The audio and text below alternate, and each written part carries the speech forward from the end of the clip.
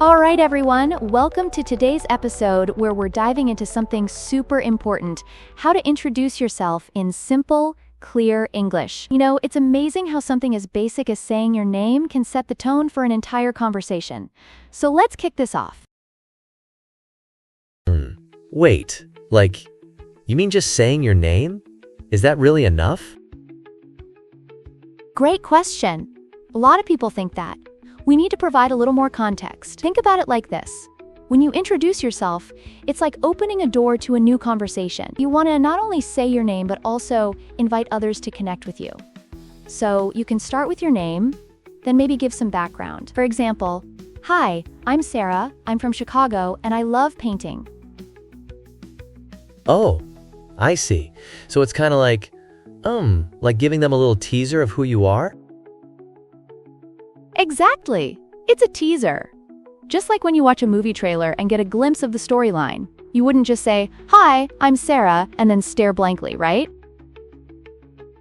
Haha, yeah. That would be so awkward. So what's next after the name and background? After that, you can sprinkle in some hobbies.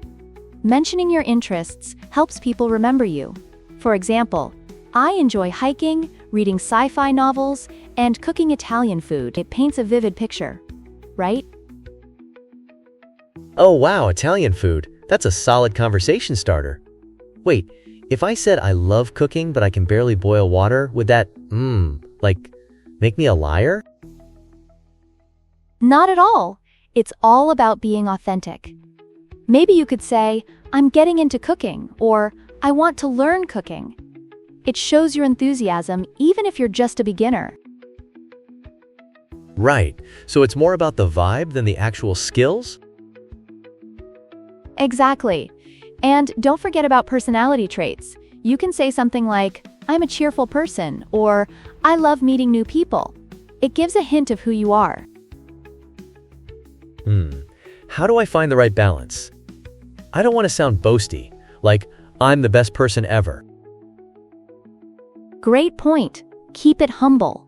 You can use language that's warm and inviting. Instead, say, "I try to bring positivity into conversations rather than bragging." Oh, that's kind of like how we interact on social media? Yes, exactly like social media.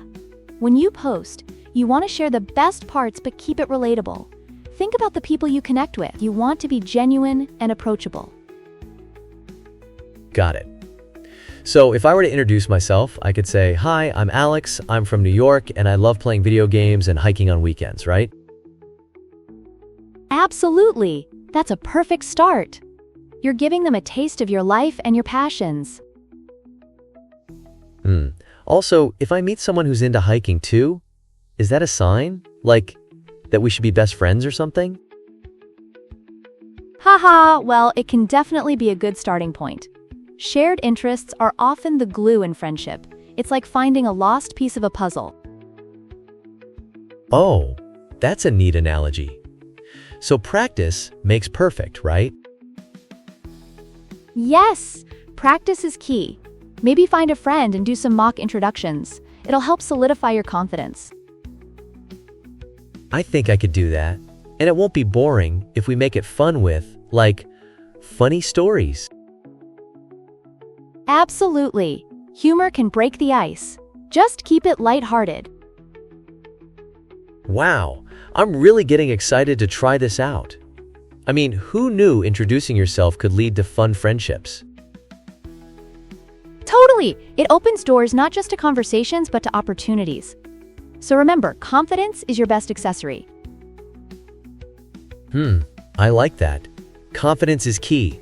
I can do this. You've got this. Now let's recap some key phrases and then we can jump into some practice exercises. Let's do it. I can't wait.